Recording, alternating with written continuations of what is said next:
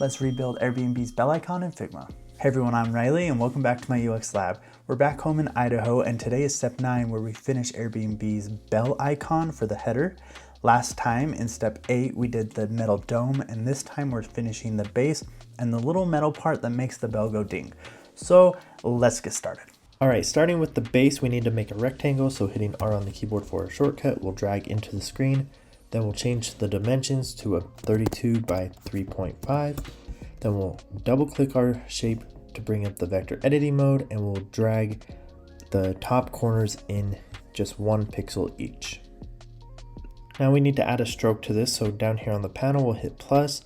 We want it to stay inside, and the fill color will stay all zeros to keep it black. We just need to change the weight to a 0.1 and hit enter. From here we need to change the fill color, so we'll hit the little square here and we'll change it to a radial gradient. From here we want it to stay 2 stops, and we'll change this first stop gradient positioning to 20%, and we'll change the fill color to 6E7172 at 100%, and then we'll keep the second stop at 100, and we'll change that fill color to 0C1922 also at 100. If you watched the last video, we adjusted the radial gradients a little bit, and we're going to do that again now. So instead of using this flip gradient, we want to use the rotate. We want to rotate it 90 degrees, so just one time. Using this, we'll keep these in the proper positionings. And then we need to move both of these points in 9 pixels to the right from this corner. So if we look 1, 2, 3, 4, 5, 6, 7, 8, 9, right here on that. And then this one we can just line up vertically with that. And then what we want to do is we'll zoom in. We want this first stop here just to be a 1/2 pixel away from the bottom. So we'll move that in here. And then we want this bottom second stop to be 14 pixels from the bottom of the rectangle we made. So if we count, we'll count the middle of the pixel squares. So that's 1, 2, 3, 4, 5, 6, 7, 8, 9, 10, 11, 12, 13. We'll just move it up a 1/2 pixel for 14. And then the last thing we need is this blur point. We want to be 2 pixels out from this corner edge. So that's 1, 2. With the radial gradient adjusted, we can now move on to the second rectangle we need to make for this base. So hitting R on the keyboard and dragging into the screen, we'll change the dimensions for this to a 36 by 4.5. And then we'll double click to our vector editing mode, and we'll move the top corners in 1.5 pixels for this one. We'll then adjust each of the corners. The top 2 corners are going to be rounded to 2, and then the bottom corners are both going to be rounded to 1. Now we need to adjust the fill color for this, so we'll go to gradients and we'll change it to radial with 2 stops. This first one is going to be the position at 20%, and the fill color is 7D, 7D, 7D at 100.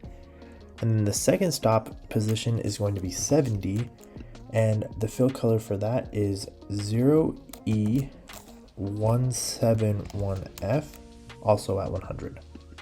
Now we need to adjust the radial gradient just a little bit. So moving in, it's not perfect on this line, but we need to move each of these stops down just about 1/2 pixel, and then we need to move this first stop or point 8 pixels in from this left corner.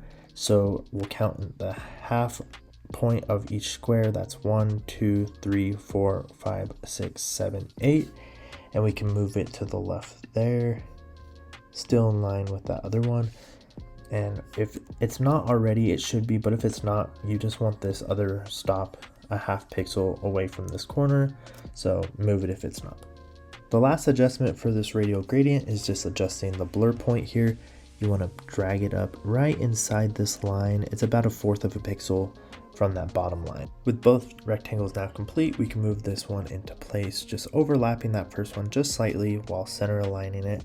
We'll select both rectangles and hit Command or Control G to group them together.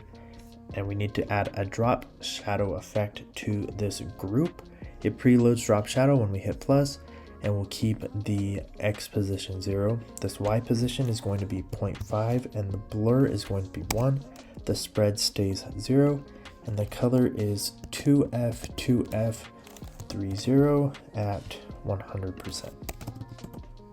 With the base now grouped together and complete, we can move it into place. We want to center align it here and just bump it up to the bottom of that connecting piece we made earlier.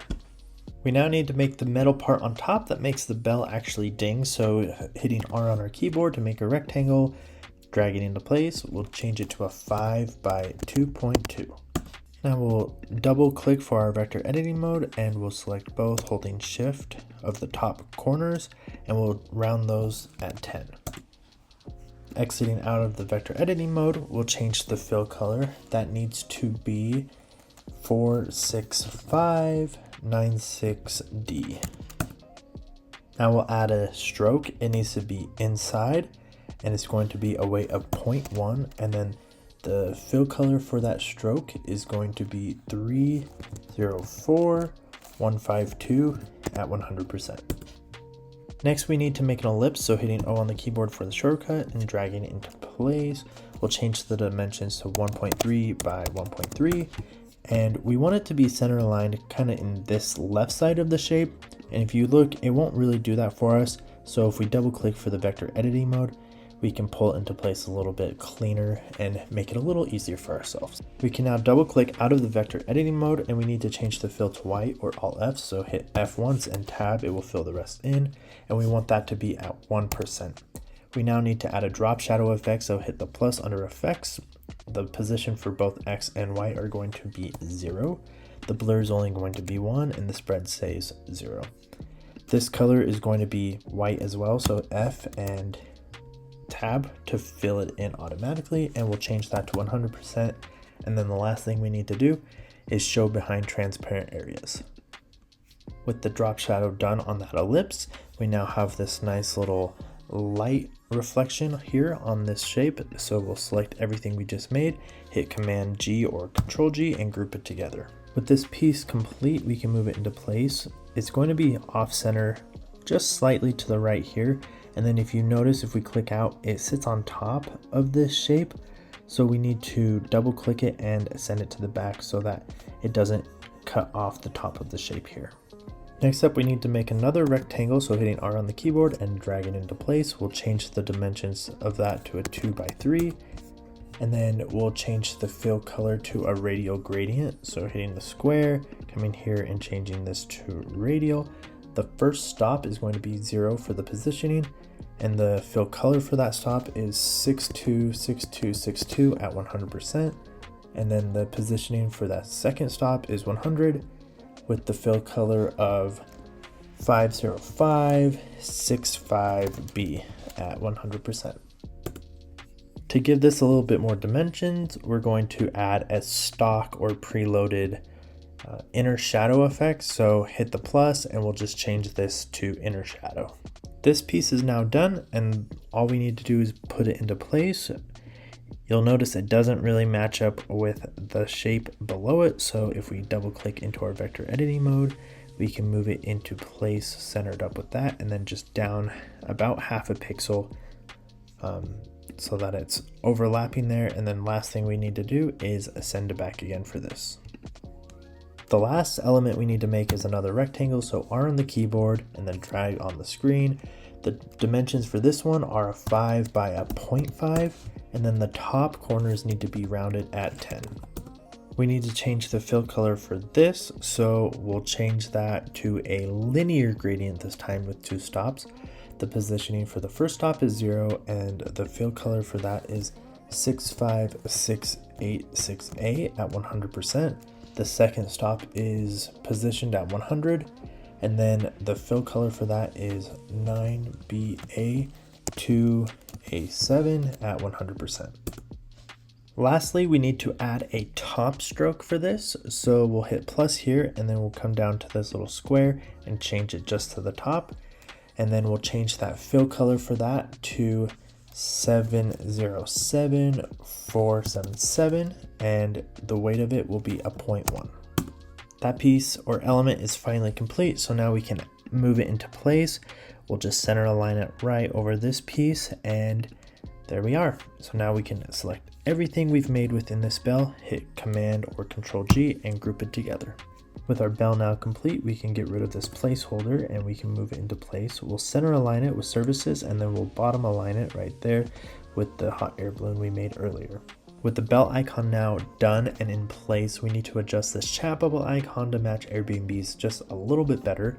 So we'll select the overall frame that we have, and coming back to the layout guide that we initially hid, we'll turn it back on, and you can see the chat bubble I have is overlapping the pink column just slightly. So what I'll do is I'll select that and I'll move it to line up with that edge here. And then we just need to, at least on mine, center align it with this other chat bubble if you don't have it already. And that's step 9. The bell icon is now complete.